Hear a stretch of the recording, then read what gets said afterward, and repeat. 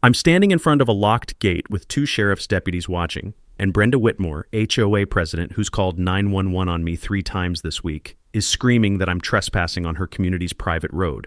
Her face is red, her finger is pointed at my chest. She's telling the deputies I need to be arrested immediately. I let her finish. Then I pull out my phone, open the county recorder app, and turn the screen toward her. "Ma'am," I say, keeping my voice level, "you just installed a padlock on my road. This entire valley? I own it, all 1,200 acres, including the dirt your $800,000 house sits on. And by the way, I also own the water source your entire subdivision runs on." The color drains from her face like someone pulled a plug. Both deputies take a half step back. One of them clears his throat and suddenly finds his boots very interesting. I let the moment breathe, but I'm getting ahead of myself. Let me back up 3 months and show you how a simple plan to restore my grandfather's cabin turned into a masterclass in what happens when a Karen picks a fight with the wrong property owner. You're probably wondering how someone just owns a valley.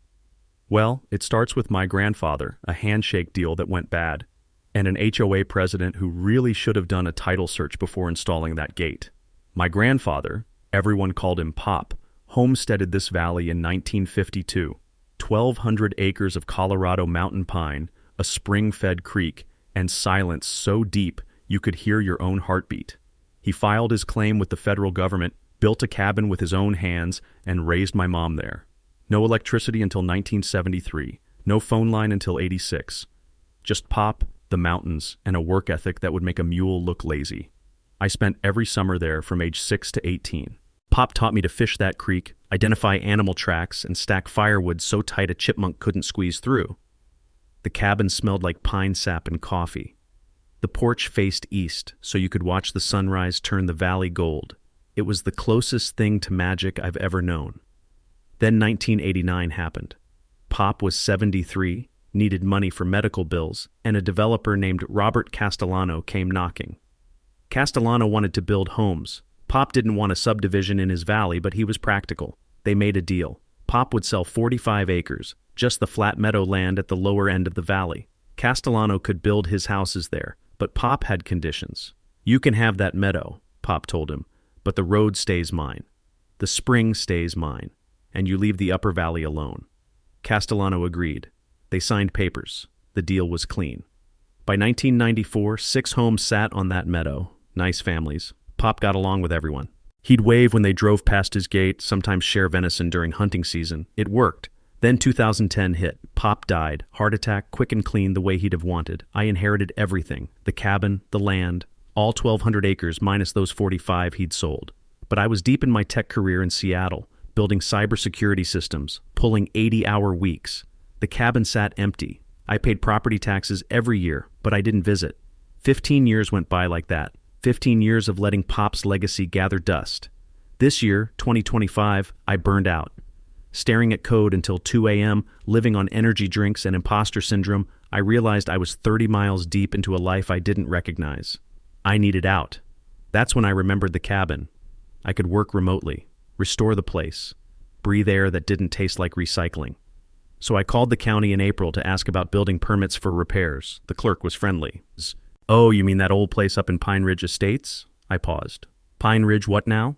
Turns out, while I was gone, the subdivision expanded. That original developer retired to Arizona in 2015. A new builder bought the land, added 34 more homes between 2018 and 2020, 40 houses total now, and they'd formed an HOA. I got a voicemail that same day, professional tone, polite but firm. "This is Brenda Whitmore, president of Pine Ridge Estates HOA. We're concerned about the abandoned structure at the upper end of our community. We need to discuss community standards. Please call me back." I didn't think much of it. I figured I'd show up, introduce myself, maybe bring cookies for the neighbors. Be a good guy. Yeah, that's not what happened. Let me tell you what I didn't know then. While I was in Seattle writing code, Brenda Whitmore had built herself a little empire. She'd volunteered as HOA president when the new phase launched in 2018, ran unopposed. Within a year, she'd registered a property management LLC, her own company, and convinced the board to hire her at $3,000 a month to manage community affairs. She wasn't just the HOA president, she was collecting a paycheck from every homeowner in that subdivision. $3,600 a year per household in HOA dues, and a chunk of that went straight into her pocket. She had a vested interest in control, and control meant making sure everyone played by her rules, rules she'd written, rules she enforced, rules that, as I'd soon discover, she'd just made up as she went along. The other thing I didn't know? Brenda's husband, Roger, had been a county planning commissioner until 2019. He'd voted to approve that second phase of Pine Ridge Estates back in 2017, the expansion that turned 6 homes into 40. At the time, Brenda's LLC was already registered. She'd already signed a preliminary management agreement with the developer. Roger never disclosed that on his ethics form. When someone finally noticed, he retired rather than face a hearing. So Brenda was protective of her territory, and I was about to walk right into it, holding a set of property documents she had no idea existed. I arrived at the valley entrance on a Saturday morning in late April. 72 degrees, bluebird sky, the kind of day Pop used to call God showing off. I'd driven 6 hours from Seattle with my truck loaded, tools, camping gear, a month's worth of groceries. I was ready. The first thing I noticed was new. 2 stone pillars flanked the road entrance, each about 8 feet tall, with a wrought iron sign stretched between them. Pine Ridge Estates, private community. I slowed down. That sign hadn't been there on Google Street View. I kept driving. The road looked good, recently graded, fresh gravel. Someone had been maintaining it. About a quarter mile in, I hit the problem. A chain-link gate stretched across the entire road, 10 feet wide, 8 feet tall, industrial grade with a keypad lock and a camera mounted on top. A sign, residents only, access code required. No warning, no alternate route, just a gate blocking what used to be open road. I parked, got out, looked at the keypad. There was a phone number on a laminated card zip-tied to the fence. For access, call HOA office. I called, got voicemail, left a polite message explaining I owned property up the valley and needed the gate code. Then I waited. 45 minutes in my truck, windows down, listening to the creek. I couldn't quite see through the trees. Nothing. I tried calling again. Voicemail. I pulled up Google Maps, looking for an alternate route. There wasn't one. The valley's a box canyon, mountains on 3 sides. This road the only vehicle access.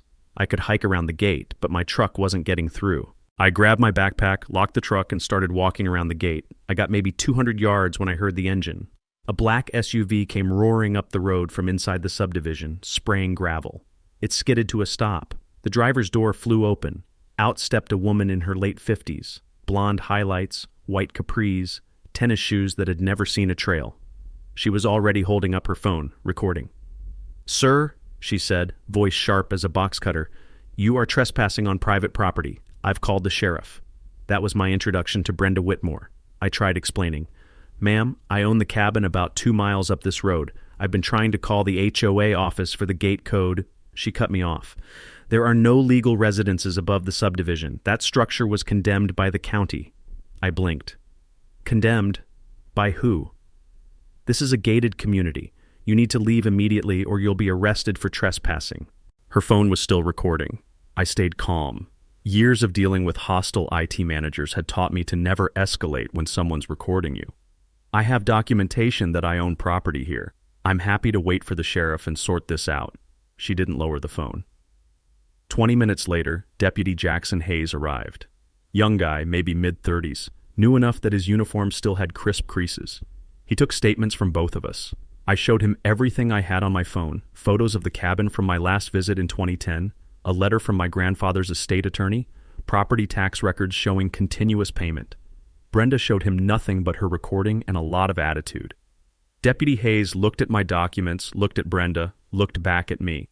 "Ma'am," he said to Brenda, "he's got documentation showing property ownership. That's not trespassing. This is a civil property dispute, not a criminal matter." "The HOA owns this road," Brenda said. "He can't just—" "That's exactly what makes it civil," Deputy Hayes said. "You need to either give him access or take it to court. I'm not arresting anyone for a property line disagreement." Brenda's jaw clenched, but she pulled out her phone, tapped in the gate code, 742968. I memorized it, and the gate swung open. "This isn't over," she said as I walked past. I got back in my truck, drove up to the cabin. It was worse than I'd expected. Windows broken. Mice had nested in the kitchen cabinets. The roof leaked in 2 spots, but the structure was sound. Pop built things to last. I spent the weekend cleaning, documenting damage, taking photos for insurance. And that's when I found it.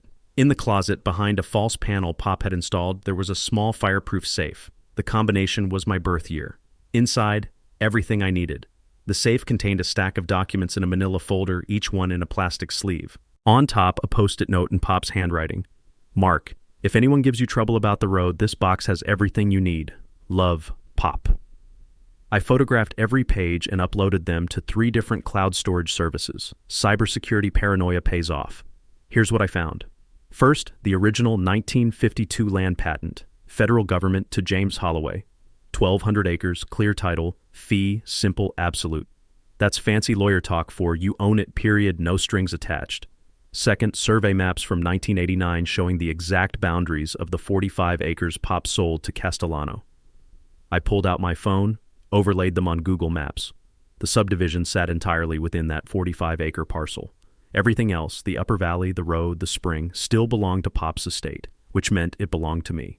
Third, the purchase agreement from that '89 sale. I read it 3 times. There was a clause highlighted in yellow.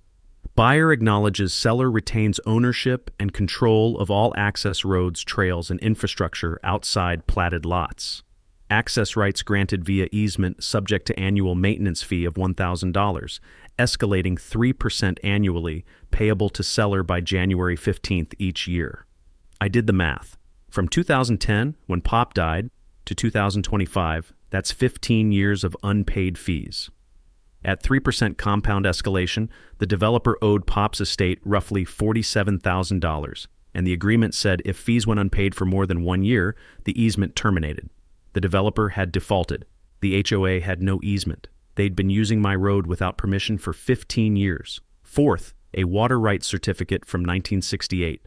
Pop had filed for the spring that fed the creek. In Colorado, water rights work on first in time, first in right. Pop's claim predated the subdivision by 50 years. I owned the water source. I sat on the cabin floor, documents spread around me like puzzle pieces, and I started laughing. It wasn't a nice laugh. Monday morning, I called my mom's old college roommate, Sylvia Chen. She's a real estate attorney in Denver, specializes in property disputes. I sent her photos of everything. She called me back 2 hours later. Marcus, she said, and I could hear the grin in her voice. Do you understand what you have here? I think so. That old rancher just handed you a nuclear option. They've been trespassing on your property for 15 years. They owe you 47 grand, and you control their water supply. This isn't a property dispute. This is checkmate. What do I do? We file a formal notice with the county recorder, documenting your ownership and the easement default. We send certified copies to the HOA and Brenda personally. We give them 72 hours to remove any obstructions from your property, and then if they don't, you take your bolt cutters and remind them who owns that road. Wednesday morning, Sylvia filed the paperwork. Thursday, the certified letters went out. I spent the weekend walking the property with Ray Thornton, the surveyor who'd worked with Pop back in the 90s. Ray was in his 60s now, retired, but he remembered every boundary marker. Your Pop was a good man, Ray said as we hiked. Brenda's been making life hell for everyone. Let's nail this down. We found the original survey monuments, photographed them, documented everything. Monday morning, 72 hours after our notice, the gate was still there. So I drove down with Ray filming, read a prepared statement aloud, identifying myself as the property owner, and cut that chain with the biggest bolt cutters Home Depot sells. Click, clack, the chain hit the dirt. I dragged the gate to the side of the road and posted new signs. Private road, easement access by permission only, owner M. Holloway. My phone rang within 10 minutes. It wasn't Brenda calling, it was her attorney.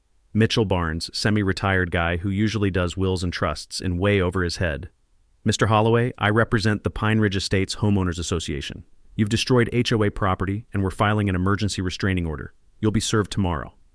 I stayed calm. Mr. Barnes, I didn't destroy HOA property. I removed an obstruction from my private property. Your client installed a gate without my permission. I have documentation proving ownership. Your client has no recorded easement. We'll see what the judge says. He hung up. That evening, a FedEx truck delivered the lawsuit. Emergency hearing scheduled for Friday morning. Brenda was asking the court to bar me from the road pending a full trial, claiming I was threatening community safety, and that my removal of the gate was destruction of property. The filing included affidavits from 8 homeowners claiming they felt fear and harassment from my presence. I'd met exactly 0 of these people. Tuesday morning, I got another visitor. Dale Morrison. County Code Enforcement Officer, apologetic guy, probably 50, with a clipboard and a tired expression. Got a complaint about an unpermitted structure. He looked around the cabin. This place was built in 1954, I said. It's grandfathered under every code that exists. Dale walked the perimeter, checked the foundation, looked at the roof. Yeah, this is clearly legal construction. Someone's wasting my time. Out of curiosity, who filed the complaint? He glanced at his clipboard. Can't officially say, but the form came in on HOA letterhead. Noted. Dale handed me his card. If they keep filing bogus complaints, let me know. We take false reporting seriously. After he left, I drove to Denver to meet Sylvia in person. She'd already reviewed the lawsuit. She was laughing. Marcus, this is amateur hour. She doesn't even allege she owns the gate. She just says the HOA installed it for community safety. That's not a legal basis for anything. So what do? We file a counter motion. We ask the court for declaratory judgment. Basically, we want the judge to formally declare who owns what. And we compile every piece of evidence showing your ownership. We spent all afternoon preparing. Meanwhile, Brenda was busy. Tuesday night, she called an emergency HOA board meeting. I didn't know about this until later, but here's what happened. She pushed through a special assessment, $5,000 per household to fund the lawsuit. Several board members were uncomfortable, but Brenda steamrolled them. One guy, Thomas, a retired teacher, voted no. He asked for more information about the property dispute. Brenda shut him down. Do you want property values to collapse because some squatter is camping in the woods? Thomas sat down, but he didn't forget. Wednesday morning, I was back at the cabin doing repairs when I heard a vehicle coming up the road. A silver Honda pulled up. Out stepped Thomas. Mid-60s, glasses, cardigan. He looked nervous. Mr. Holloway, I'm Thomas Chen. I'm on the HOA board. Can we talk? Sure. We sat on the porch. Thomas pulled out a folder. I didn't know about any of this until last week. Most of us didn't. Brenda told us the road was county maintained, that we just needed the HOA to manage the internal streets. He showed me documents. After that meeting, I pulled the county GIS records. This road isn't on any county map. We've been lied to. I'm not trying to hurt anyone, I said. I just want to live here peacefully. I believe you. But Brenda just charged everyone $5,000 to fight you. A lot of families can't afford that. This is her personal vendetta, and we're paying for it. What do you want from me? I want the truth. What's the legal situation actually look like? I showed him everything. The land patent, the survey maps, the defaulted easement, the water rights certificate. Thomas went pale. She told us we owned the road. You don't. You never did. The HOA was formed in 2018. My grandfather died in 2010. There's an 8-year gap where nobody paid the easement fees. The easement terminated by default. What happens now? Friday, we go to court. If Brenda can't prove ownership or easement rights, the judge dismisses her restraining order. Then we negotiate. I'm willing to grant a new easement, but the HOA needs to acknowledge my ownership and pay the back fees. Thomas nodded slowly. That sounds fair. Can I testify if needed? Talk to your own lawyer first. But yeah, if you're willing, that'd help. He left. That night, the harassment got petty. Someone, I'm guessing Brenda, called the sheriff's department claiming my truck was an abandoned vehicle on the road. Deputy Hayes showed up for the 3rd time that week. He looked exhausted. Marcus, I'm sorry. She's calling every day. I've documented all of this as harassment of you, not the other way around. I appreciate that. Off the record? Her husband used to be county planning commissioner. She's used to getting her way, but he retired under pressure a few years ago. Some ethics thing. Ethics thing? You didn't hear it from me. He left. I set up trail cameras around the cabin that night. Cybersecurity paranoia again. First night of footage, deer, raccoons, and at 2 a.m., Brenda's black SUV driving slowly past the cabin turnoff, then turning around. I texted the footage to Sylvia. Is this creepy or just me? She replied, That's called surveillance. Save everything. She's building a case that you're dangerous. Let her build one that she's unhinged. Friday morning, we walked into Larkspur County Courthouse ready for a fight. Judge Sandra Portman presiding. 30 years on the bench, silver hair pulled back tight, reading glasses on a chain. No-nonsense energy from the moment she walked in. Brenda sat at the plaintiff's table with Mitchell Barnes. I sat with Sylvia. We had 3 bankers' boxes of evidence. Judge Portman looked at Brenda's filing, then at us, then back at Brenda. Miss Whitmore, I've reviewed your emergency motion. You're seeking to bar Mr. Holloway from a road you claim is HOA property. Do you have a deed showing ownership? Barnes stood. Your Honor, the road is within the community boundaries and has been maintained by the HOA for several years. We're relying on implied easement and prescriptive use. Counselor, Judge Portman said, not looking up from the file, that's not what I asked. Do you have a deed or recorded easement agreement? Barnes shuffled papers. We're claiming rights based on continuous use, and so that's a no. Awkward silence. Sylvia stood. Your Honor, we have the recorded deed showing Mr. Holloway owns the access road. We have the 1989 subdivision agreement showing only 45 acres were sold. We have survey maps confirming boundaries. And we have the easement agreement showing it terminated due to non-payment in 2011. She laid out the documents like playing cards. Judge Portman spent 5 minutes reviewing them. You could hear people breathing. Finally, Mr. Barnes, based on preliminary review, Mr. Holloway appears to have superior claim to road ownership. Do you have any documentation showing HOA ownership or valid easement rights? Brenda whispered urgently to Barnes. He cleared his throat. Your Honor, we request a 2-week continuance to locate additional documentation. Judge Portman looked at him over her glasses. 2 weeks to find a deed you should have had before installing a gate? We believe there may be county records that I'm granting your continuance, but I'm denying the restraining order. Mr. Holloway may continue accessing his property without restriction. If you can't produce documentation at the next hearing, I'm dismissing this case and we'll discuss sanctions for frivolous litigation. Gavel. Done. In the courthouse parking lot, Brenda confronted me. Her face was red, hands shaking. You think you're so smart, you'll never win this. I know people. That cabin needs to go and you need to leave. Tell your attorney to call mine, I said. We can negotiate easement terms. I'm not negotiating anything. She got in her SUV and peeled out. That weekend, I noticed activity at the subdivision entrance. Saturday morning, a work crew arrived with equipment. They were installing a second gate, this one at the junction where the Valley Road met the county highway. The new gate was on the 45-acre subdivision parcel, technically on their property, but it also blocked my only access to the county road. I called Sylvia. Can she do this?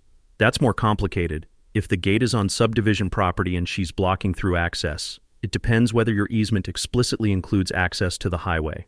Let me check the '89 agreement. She called back an hour later. The original agreement gave the developer easement rights across the subdivision to reach the county highway, but it's not clear if that easement transferred to you as the remaining landowner. You might need to establish prescriptive easement based on 15+ years of continuous use. So legally murky. Exactly. This is her lawyer's advice. She can't block your road, so she's blocking the exit. It's a technical loophole. By Sunday, the second gate was finished. Heavy steel, keypad lock, camera, sign, private community, residents only, no through access. Monday morning, I drove down to test it. Locked. I called the HOA office. Receptionist sounded nervous. I'm sorry, Brenda said no access for non-residents. I'm not a resident. I'm the landowner of the Upper Valley. Open the gate or I'm cutting it. She said you threatened that. She's already called the sheriff. Deputy Hayes arrived. He looked more frustrated than I'd ever seen him.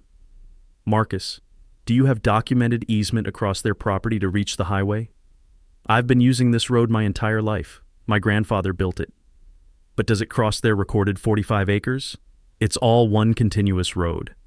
I can't make a civil determination here, and I can't let you cut a gate on their recorded property without a court order. He radioed dispatch. This is a civil matter, no crime occurring. He left.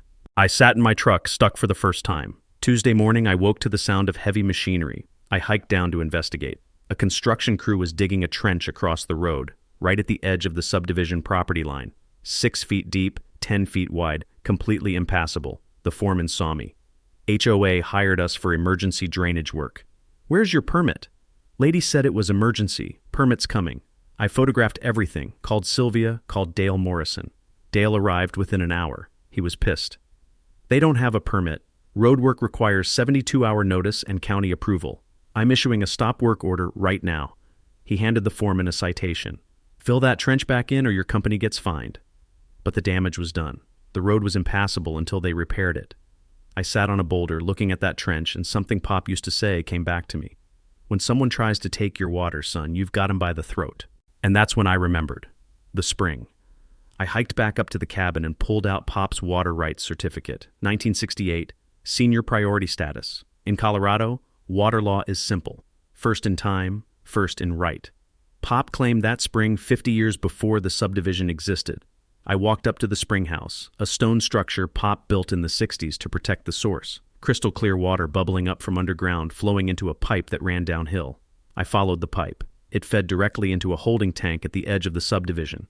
Their entire water system ran off my spring. I called Sylvia. What happens if I shut off their water? Long pause. Legally? You could. You own the source, you have senior rights. Practically? That's a nuclear option.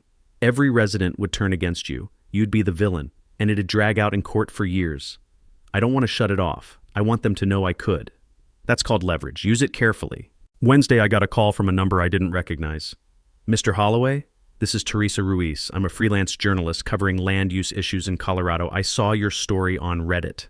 I didn't post anything on Reddit. Someone did. You've got about 2,500 upvotes on our legal advice. People are tagging me because I wrote about HOA overreach last year. Can we talk? She drove up Thursday. Mid-40s, hiking boots, professional camera.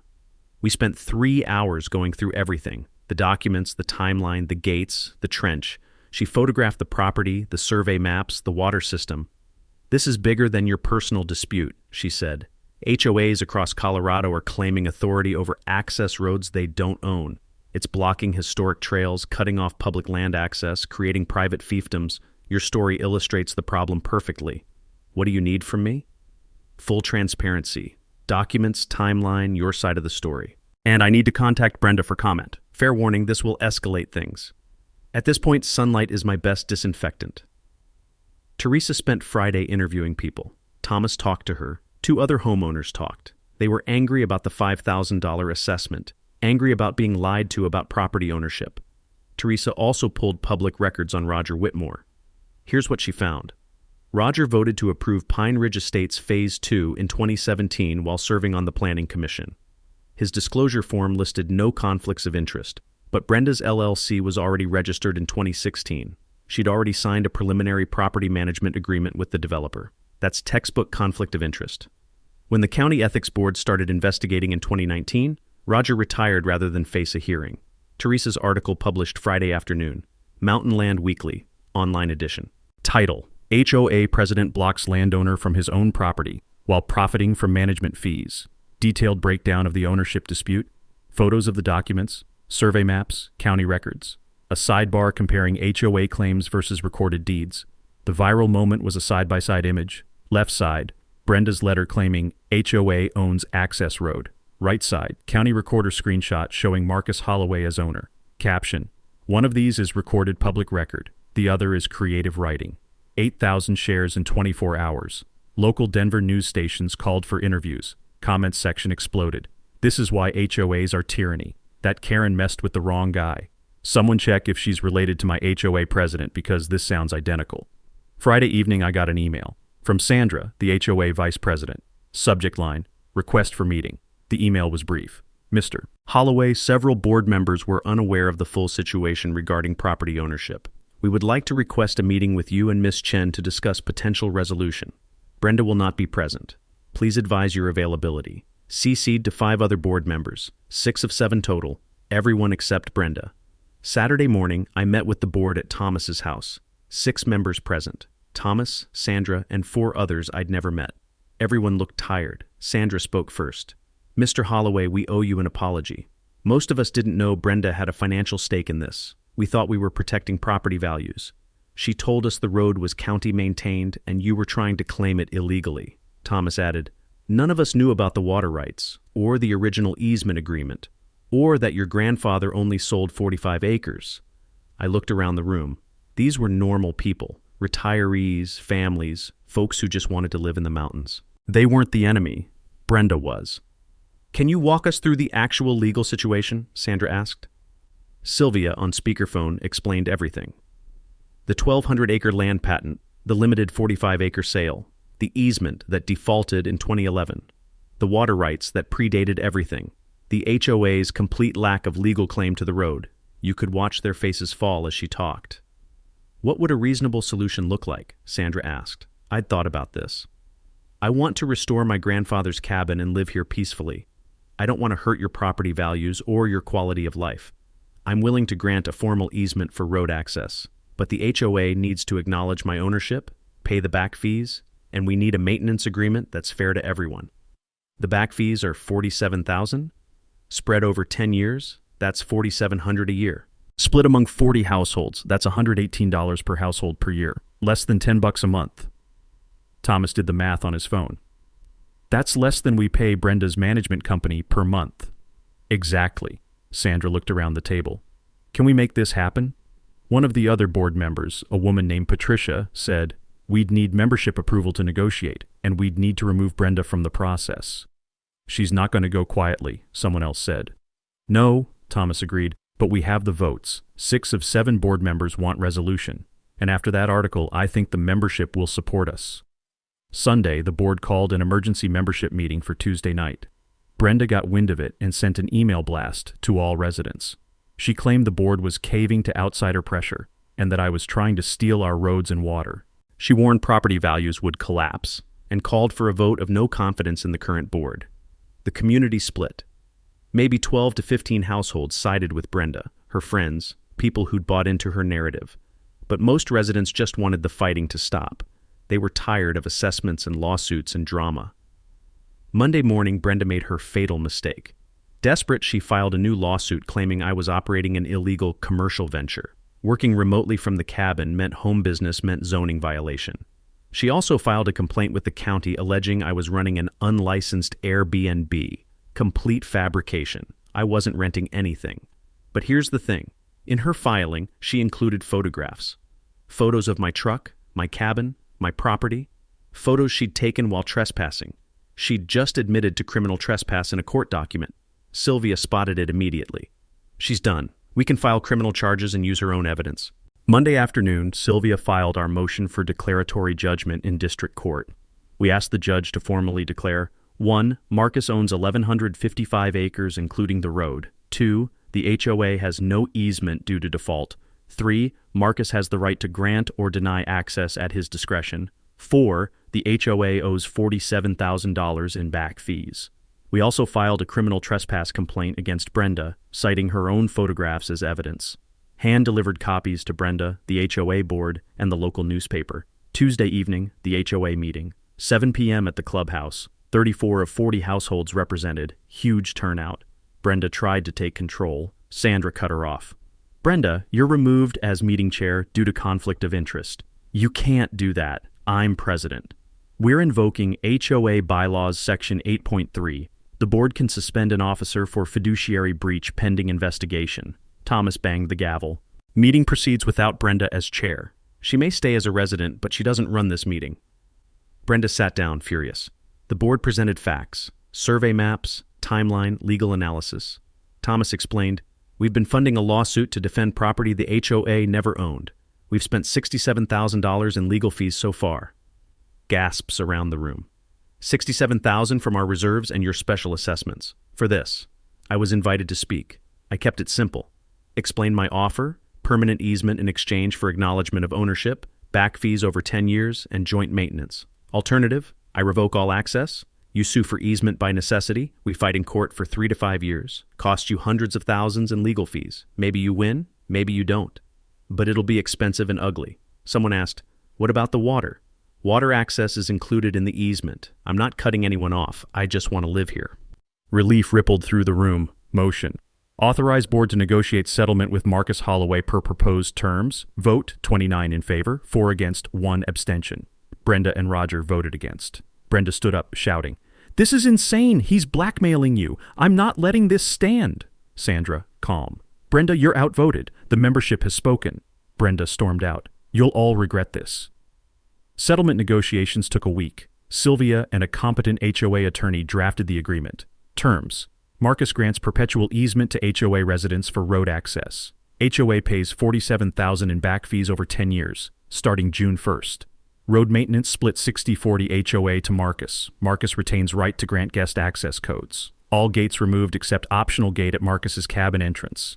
HOA acknowledges Marcus owns the valley and water rights. Mutual release of all claims. There was one unusual clause Sylvia suggested. The HOA had to install a historical marker at the valley entrance. Text: Holloway Valley, Ested 1952, homesteaded by James Pop Holloway, protected for future generations. Cost split 50-50. The board approved unanimously. Brenda, no longer chairing anything, didn't attend the vote. Monday, June 2nd, formal signing ceremony at the courthouse. Judge Portman's courtroom, 10 a.m. Present, me, Sylvia, 6 board members, the new HOA attorney. Notably absent, Brenda. Invited but declined. Judge Portman reviewed the settlement. This is how property disputes should be resolved, through negotiation, not endless litigation. Mr. Holloway, your willingness to compromise is commendable. You could have made life very difficult for these families. She looked at the board. You've learned an expensive lesson about verifying property rights before making claims. I hope it sticks. Everyone signed. Judge entered the consent decree, making it an official court order. Media was there. Teresa covering it, 2 local news cameras. Post-signing, a reporter asked, Mr. Holloway, you could have shut off their water. Why didn't you? Because that's not who my grandfather was, and it's not who I am. He believed in being a good neighbor even when others weren't good to him. Any message for Miss Whitmore? I hope she finds peace. Anger is exhausting. The story could have ended there, but Tuesday afternoon, I was at the cabin working on roof repairs when I heard a vehicle. Brenda's black SUV. I stepped outside, wary. She got out. She looked different, smaller somehow, defeated. I need to say something, she said. Okay, I'm listening. She took a breath. I didn't know.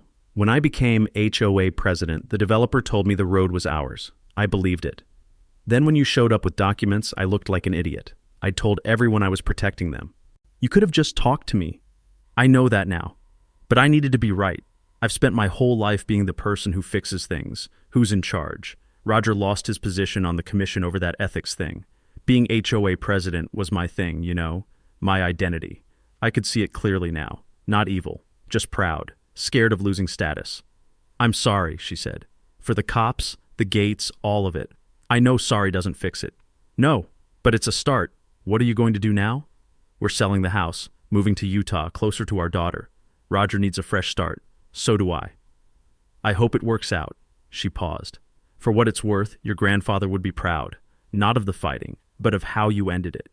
You didn't destroy us. You could have... She got back in her SUV and drove away. I stood there processing, not triumphant, just done. Friday, June 6th, the historical marker installation ceremony. The HOA organized it as a community event. Barbecue, families, kids running around. 35-plus residents attended. Local news covered the positive angle. Community comes together after property dispute. I gave a short speech, kept it simple. My grandfather homesteaded this valley in 1952 because he fell in love with these mountains. He built that cabin with his own hands, raised my mom here, taught me to fish in that creek. When he sold land in '89, he didn't do it just for money, though he needed it. He did it because he believed in sharing this place. He just wanted to make sure it stayed wild and beautiful. I'm not interested in being your landlord or your enemy. I'm just a guy who wants to honor his grandfather's legacy and maybe make this valley even better for the next generation.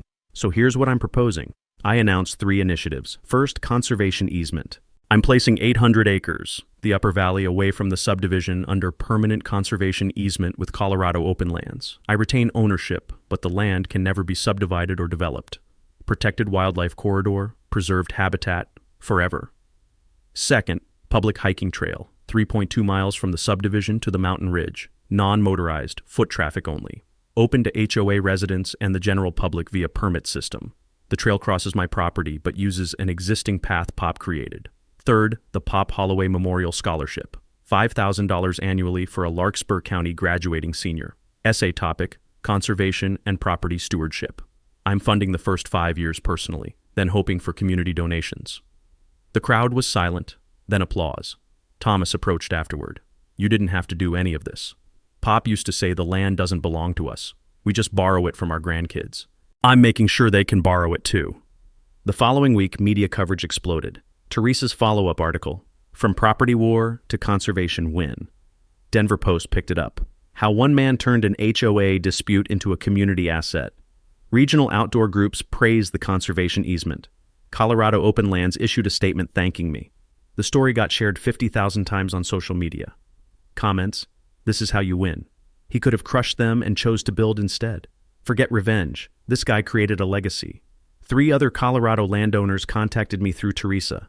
Similar situations, HOAs, claiming private roads and trails. I connected them with Sylvia.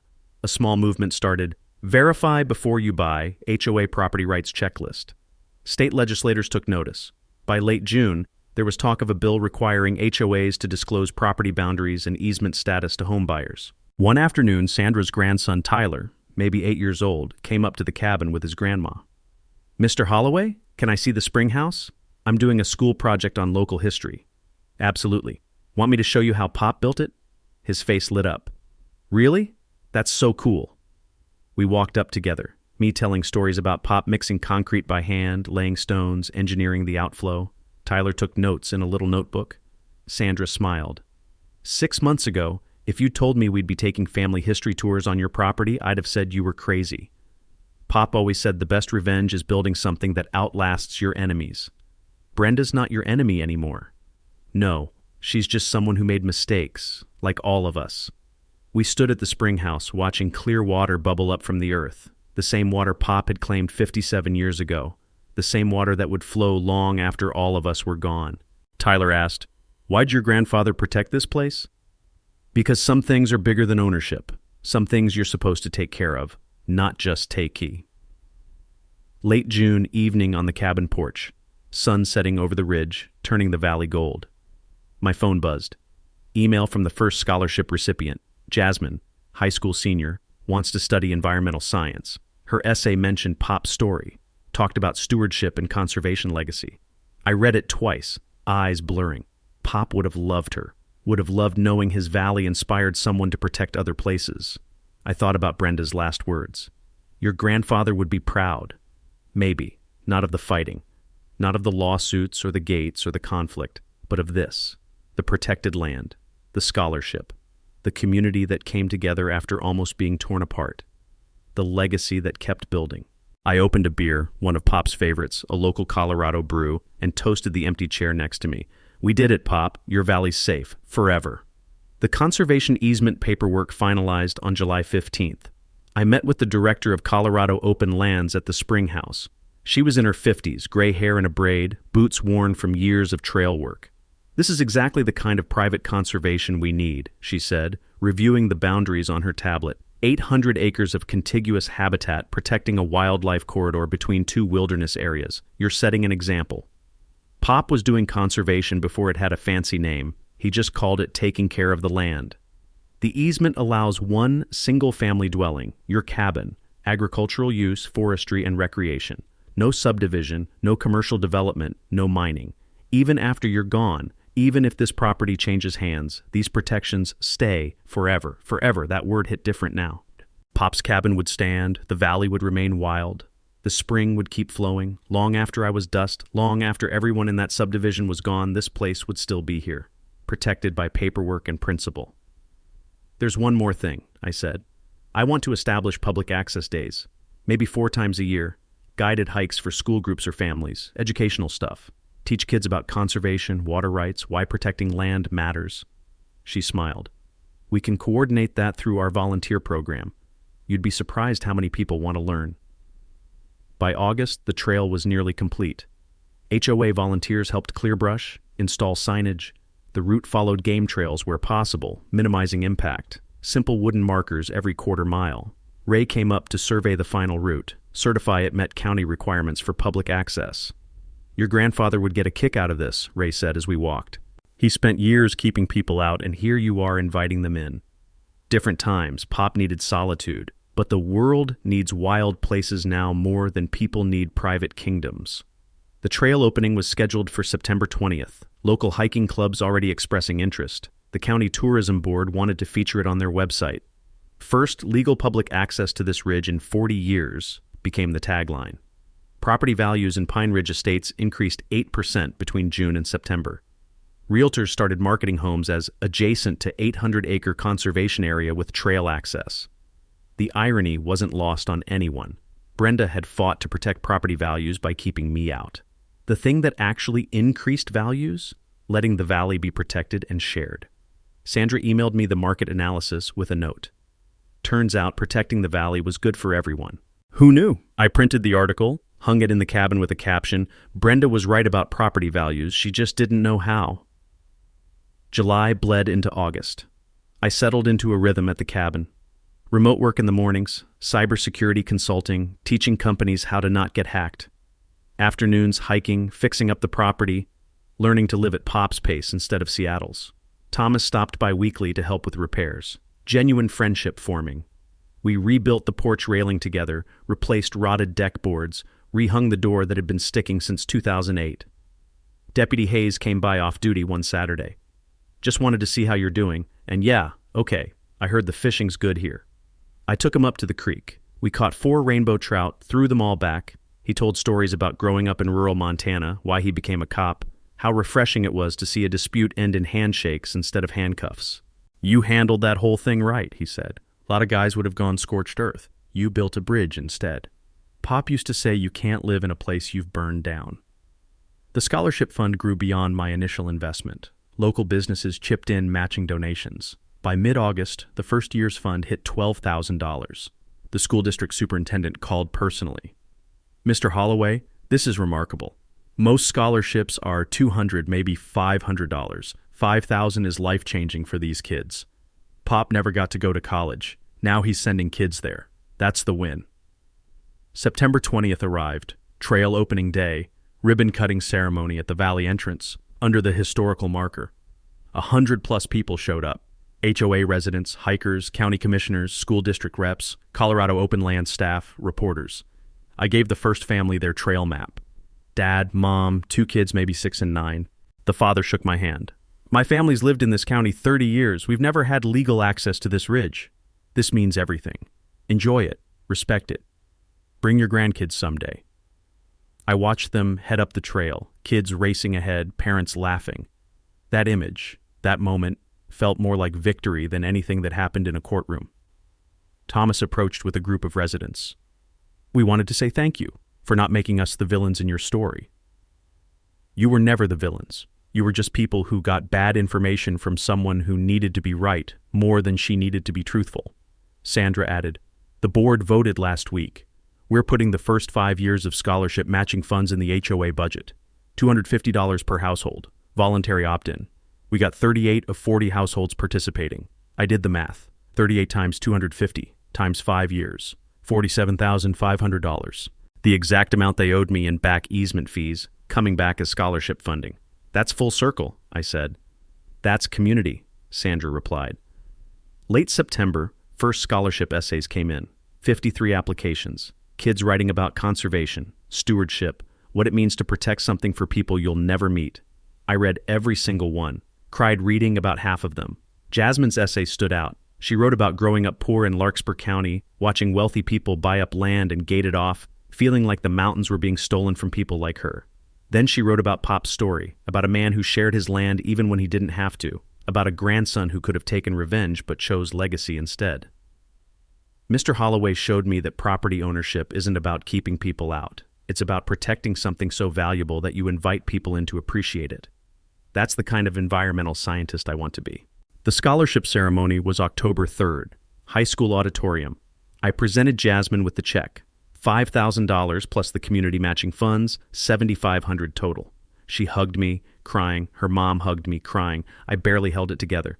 "Pop would have loved you," I told her. "You get it, that's what matters." After the ceremony, I drove back up to the valley, stopped at Pop's grave in the small county cemetery. I'd visited a few times over the summer, clearing weeds, leaving flowers. I sat on the grass next to his headstone. "Hey, Pop, figured you'd want an update. Valley's protected. 800 acres, conservation easement forever. Nobody can subdivide it or pave it or wreck it.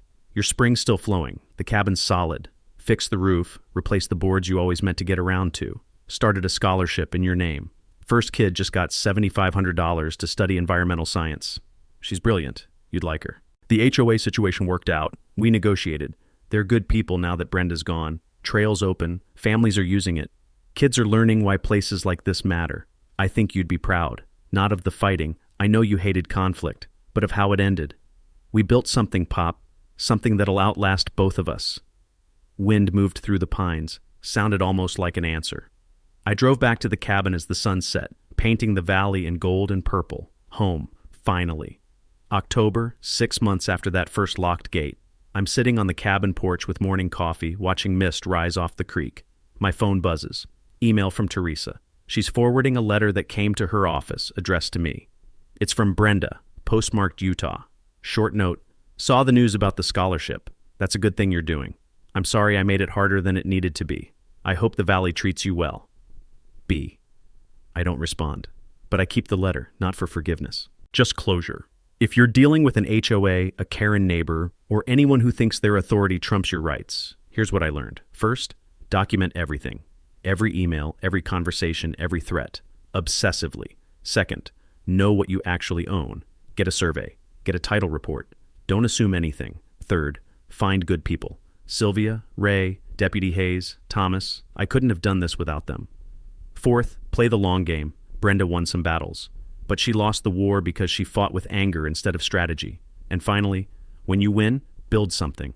Don't just tear down your enemy. Create something they can't destroy. Pops Valley is protected now, forever. No matter who comes next, no matter what HOA tries, what stunt, 800 acres are safe. That's a win.